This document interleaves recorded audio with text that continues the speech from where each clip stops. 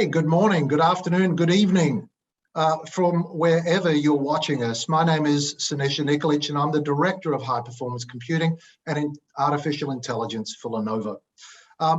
Today, I'm welcoming you all to the first in a series of quick-fire discussions with some of the world's leading researchers in genomics and computational biology, where we're going to discuss how today's socioeconomic environment is driving absolute need for a sustainable and innovative technology roadmap. And it's going to address humanity's greatest challenge. So today I'm joined by Dr. Seth, the head of Advanced Genomic Technologies Division and assistant professor at the Institute of Human Genetics. He specializes in cancer genetics, genomics, chemoprevention, molecular diagnostic genetics, and cytogenetics. Wow, that's a mouthful. Hi, Dr. Harsh, welcome to this morning's discussion. Thank you. Good morning, good afternoon, good evening to everyone who is on board. It's a pleasure to be here, and cheers, Sinisa, for that wonderful introduction. I think what we are planning to discuss today is about how genomics as a field is advancing not only just healthcare, but is driving sustainable innovation across a whole variety of sectors, be it computing, be it farming, be it climate change. So all of those sectors, genomics has a big role to play. And just like any other sector, computing has a big role to play in driving the genomics revolution forward.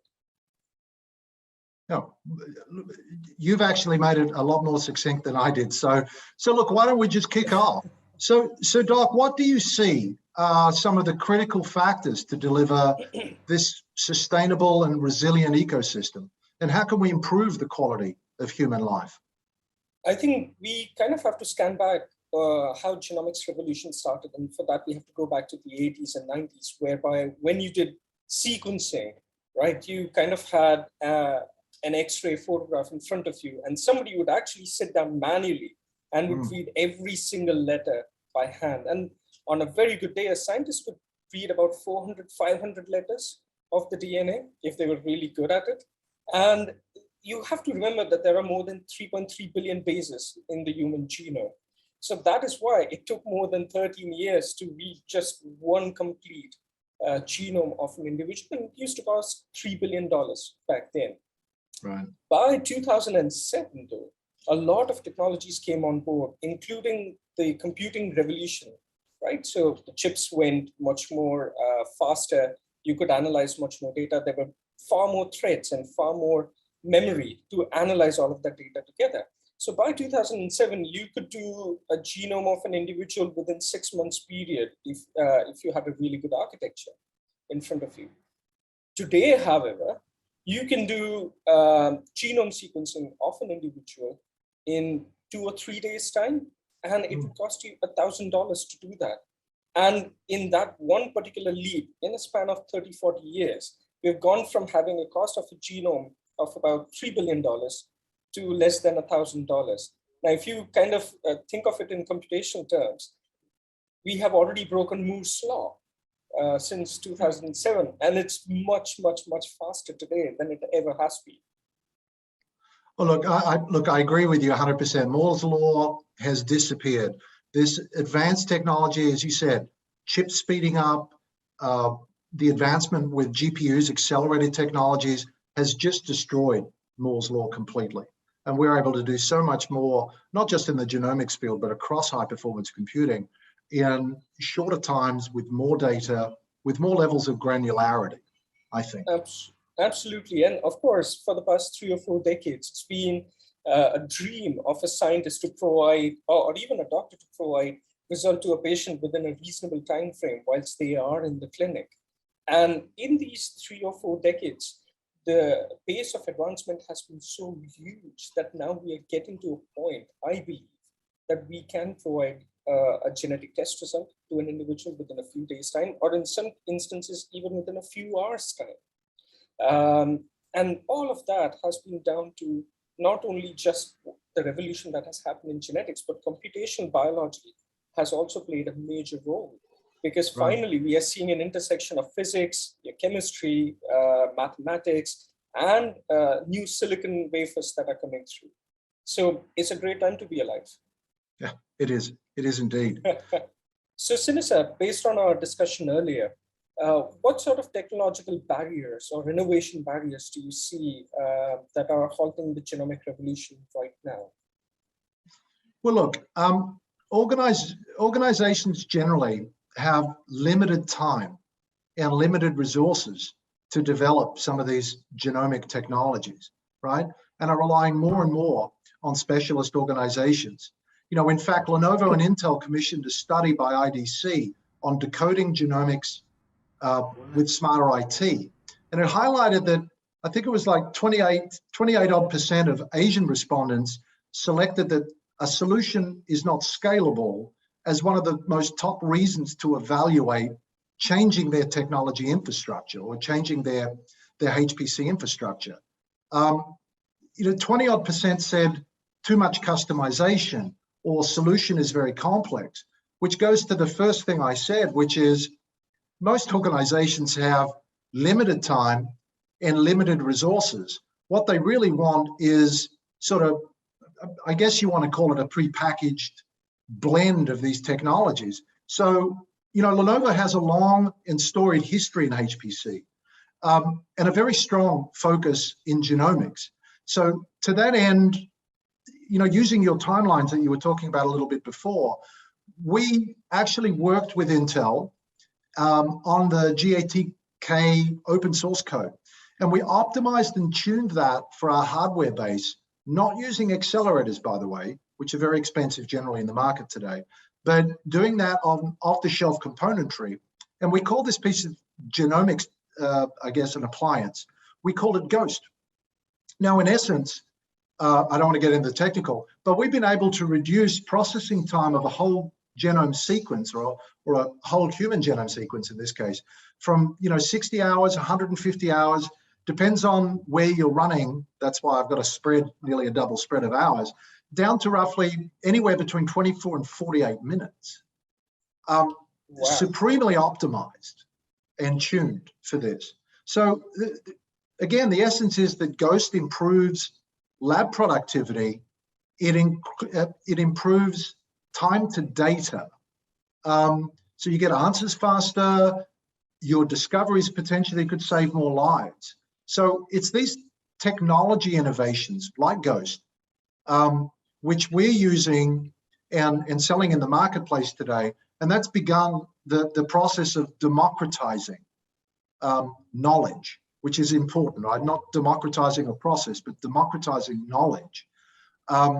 Because you can actually have these units and have these appliances positioned in wet labs, in smaller laboratories, not just massive farmers that are the only guys that used to be able to do it, or highly funded research institutes. So what you're saying is that the way to go through the bottleneck of the genomics revolution right now is to actually democratize access to these wonderful technological advancements in computing that are now coming through. And that will drive the revolution forward. Oh, absolutely. It's the only way to do it. Knowledge is power. And what a lot of people say today, a lot of organizations, a lot of reports on this, knowledge and data, well, data builds knowledge, is the new oil. Yeah. And being able to utilize that efficiently, quickly, is the only way to advance humanity, to be able to attack humanity's greatest challenges. That's absolutely true. Actually, Sinisa, you make a very interesting point, because what the sort of infrastructure that you're describing is what I would like to call a hub and spoke model, whereby you'd have a centralized laboratory infrastructure where hundreds and thousands of genomes are analyzed day in, day out, and you really require a scale to analyze all of that data. But on the other hand, you have a point of care model, right, whereby you want the results to be delivered right then and there to the patient. And come to think of it, about 3 or 4 decades ago, everybody thought that we would only require 4 or 5 computers ever. And now computers are everywhere. We wear it on our wrist as well. And come to think of it, my mobile phone has more computational power than what people had for Apollo 11 mission. So clearly we are getting to a point of not only just having these massive hub and spoke models, but having more point of care models as well. These are not necessarily speaking contrasting models, but they do work with each other. They're asking different questions, but they all require the computational power that you mentioned. Right. Again, good. It's a good point. So based on that, and based where you were sort of going, what type of level, or traditionally, what level of impact has genomics had across some of those different sectors? Because you mentioned healthcare, you mentioned climate or food, things like that. So what impact has genomics had onto those areas? We can cherry pick a few examples sector by sector. So if we begin with healthcare, where genomics has played the largest role so far, you kind of have to remember that in majority of the cases, if you do whole genomes or whole exomes, what you're trying to look for is a single cause, maybe a point mutation or a deletion that has occurred somewhere. And what you really want to do is identify those point mutations, because that has direct impact on the healthcare of an individual. In some instances, you look at research architecture, whereby you want to analyze genomes of hundreds and thousands of people to understand why some people respond to a specific drug and some people don't. And in some instances, this is where slowly you start to creep into point of care testing, whereby if it's a single mutation that you're trying to test every now and then in a huge number of individuals, then this sort of technology comes into play. Moving on to the food or agricultural sector, then you're talking about trying to understand why a certain variety of crop is more resilient to huge fluctuations in climate change that we are seeing these days. So understanding those traits become very, very important, because nowadays you want to have a good yield of a crop, but also at the same time, something that is more resilient to all the calamities that are happening around, or all the big fluctuations. So genomics is helping us to understand that and make better food for us. Moving on to trying to understand pandemics. So COVID-19 is a wonderful example where genomics really came to the rescue. Never in the history of mankind has anybody made vaccine within 1 year period. I mean, come to think of it, a normal time span is what, 10, 12 years, when you would first understand the architecture of a virus or a bacteria, and then you do phase 1, 2, and 3 trials, and then put it out. It was for the first time whereby even before something COVID-19 was declared pandemic, we already had the genetic architecture of COVID-19 virus. So in January of 2020, people had already started designing new vaccines against it. And by March, we were ready for phase 1 trial. That's a massive pace of acceleration that has occurred. And moving on to the infectious disease theme itself, we see a massive role of genetics or genomics in trying to understand which medication to give. So TB is a very big issue in the world these days, especially now that a lot of multi-drug resistance or total drug resistant TB are coming through. So genomics helps us to understand what type of resistance does a particular bacterium have in a given patient. So accordingly, we can start to target specific drug to that patient. And of course, oncology is one of the prime examples where genomics has driven revolution in terms of the medication we are given.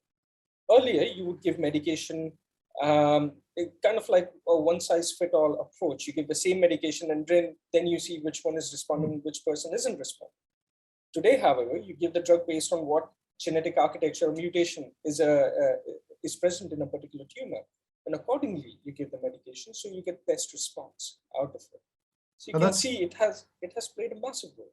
Yeah, that's really one of your areas of speciality, right? When I was reading out, when I was talking, when we first started, chemo prevention, right? Absolutely. Is doing things like that. And you hit a very interesting point around, every time I do one of these, I'm not going to talk about the pandemic. I'm not going to talk about the pandemic. But you just tend to, you always just tend to come back because it's just so prevalent in everyone's mind. You hit how quickly vaccines were generated, tested and then generated, all that in silicon design work. how many crazies I've had to speak to on my life who are conspiracy theorists that you meet in the street. You go, there's no way you can do it. And they don't understand until you explain technology and where technology was, which is their baseline, to where it is today. And your ability to process that level of data, to make insight, to make clever, smart insight into that level of, with that level of data, to bring a product to market that's life-changing. So this is the wonder that I think of technology. So, Sinisa, based on this, what sort of technological revolutions do you see in computing coming these days that can help drive the revolution even further? Well, look, as you know, we fundamentally understand biology and genetics better now than we ever have before. And it's opening doors to numerous benefits that were, beyond our reach. You just spoke about them, right? Sustainable, efficient crop productivity, genomics tools, not genetic tools, but genomics tools, which increase animal resilience, being able to do all of this population health testing for genetic anomalies, etc. And this is all driven by these technology advancements that I just sort of mentioned in between, GPUs, accelerated technology. But as these systems get bigger and bigger and bigger, we have to start implementing ways to sort of cut down or to focus on, I guess I'm going to call it climate and environmental. So as we do all of that technological work, all that algorithmic mathematical functionality, you have all of this other technology around it that generates heat, sucks power, needs cooling. And so to do that, we implement water cooling from this technology called Neptune. And so we have all of these types of things. We work very tightly with our software development teams. We do, other organizations do the same, where you build in lots and lots and lots of different, efficiencies into our technology base. And all of this really gets driven into how we affect, it sounds dramatic, how we can affect humanity in a very, very positive way. When I think about GHOST, which I've mentioned before, and I think about sequencing and time to data, this for me is one of a really, I guess, the most exciting place for me as I look for sort of future forward. It's this precision patient care, and that's most exciting, right? Building a genetic diagnosis would allow for faster, more accurate care of patients. You just mentioned it a little while before. Yeah. If I used one specific example, myocarditis as an example, right? Happens when immune cells swarm a heart. It's often triggered by a virus or some other external, bodily stress, I guess you want to call it. Usually that's treatable by drugs. I'm just going to say, I'm not a doctor, but that's a treatable condition, usually when it's caught. The other cause, or I'm going to call it a symptomatic cause, is genetic. It's a genetic anomaly. And that particular cause, the genetic anomaly that causes heart failure or this myocarditis or symptomatic of that, is only effectively treated by heart transplant. So I was reading an article only about 3 weeks ago, and there was a 13-year-old child that represented symptomatically of myocarditis. Now, it took the doctors a period of time to diagnose that. And they did that by sequencing, and they did that by looking for the genetic anomaly, and they found it. And so this child was then put on a heart transplant list, and luckily for him, and God bless him, he received a new heart, saved his life. Now go back 3 years, that child would be dead today. That's a very interesting point you make, Sinisa, actually, because now these new trials are coming up, and I know Rady's Children's Hospital in the US, they have really adopted genomics revolution to the core of their healthcare delivery, whereby if a sick infant is walking through the door, and it's just few days old, the first thing to do is carry out whole genome sequencing. In fact, they actually own Guinness World Book record of doing whole genome sequencing and reporting disease-causing mutation within 20 hours. That's groundbreaking. And based on the results, they actually have managed to change treatment and save more than 100 kids' life. And that's the point. I think that's the point of all of this. That's the point of technology. Technology is not to replace human beings. It's to make our lives better, make us more sustainable, make humanity better. And so, look, given that as an example, and just to follow on from your commentary, what does your crystal ball say? What smart technology breakthroughs could we expect in genomics in the coming years? What do you think? See, in genomics, the problem now is not data generation. So like I said, 30, 40 years ago, the problem was how much data you could generate. We have kind of broken that barrier. The next barrier actually lies in analyzing and interpreting all of that data. To give you an analogy, there is a world record for the longest traffic jam in the world. That was in China. That was more than 100 kilometers long. It took them more than 4 days to clear that traffic jam out. And I think we are coming to a point whereby we are having a similar traffic jam happening in genomics. You can generate tons of data, but to analyze it and interpret it is going to be the big challenge going forward. And this is where the next round of revolution really lies, to try and understand how to identify, to cherry pick this mutation that is leading to a disease in an individual, to try and understand why a particular trait or a disease happens in a particular community. So you can start to give different interventions based on where a particular disease is. You can try and start to analyze how we interact with our environment, how we interact with food that we eat. And there will come a point whereby we'll have our data stored in a cloud or a server somewhere, and we can simply bump our wristwatches or something of that sort to try and understand before two people get together, hey, would our future kid be having one of the nasty diseases whereby they end up dying? We are slowly coming to that point in our clinic, whereby patients are requesting, before we have a child, we want to know what carriers, what disease carriers do we have in our genome. So that is going to be the next round of revolution. The food that we eat is going to be going through a round of revolution as well. Like I gave an example, all the big fluctuations that we see in our environment today, our crops have to be resilient to that.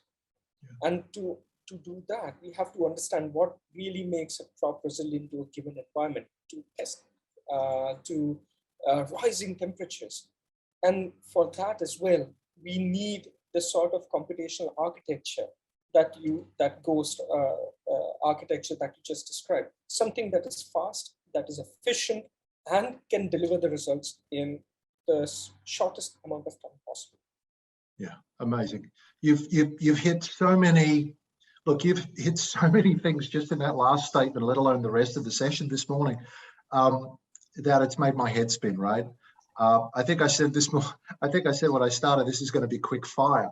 Look, clearly, you're very passionate. Your knowledge is so deep that it again, I bow. But look, I think the world is clearly on a precipice, right, of this accelerated advancement, as you're talking about. We're seeing some very exciting and fundamental changes, again, to address what you said, on how we attack disease, how we address climate, how we address food, how we address animal husbandry, how we do all of these things to make life sustainable in the future, but also protecting the planet we live on, because we only live on one, right? So I, for one, look, I'm incredibly excited to see what the next level of Star Trek's going to do for us. And I wanted to thank you again, really, for being on today. But more than that, thank you and your peers, right? Your continued research efforts using technologies, as an example, GHOST, high performance computing from Lenovo, artificial intelligence systems, is really making that difference, right? This visualization, this simulation, the in silicon work that you and your research colleagues are doing on a daily basis is just going to make life better for everybody, right? And I think our world, or at least my world, after this discussion today, has just become a little bit brighter. So thank you for today. Really appreciate your time. I know you're super busy, but I wanted to thank you for that. Thank you, Sinisa. And I just wanted to say one thing for closing remark. I hope you wouldn't mind. That this entire revolution that we have discussed today has been possible not because just biologists or technologies that are coming in, but it's a whole workforce coming from that are trying to break different silos. So physicists, mathematicians, chemists, they're all coming together to make this revolution happen, to make lives better for everyone. And it's a massive thanks to one and all who are doing this wonderful work across the world. And thank you to you, Sinisa, for this wonderful fireside chat, and the Lenovo team for having me today. You're welcome. And I don't think I could have closed it any better, Harsh. Thanks so much. I really appreciate it. I'll see you real soon. See you real soon. Bye.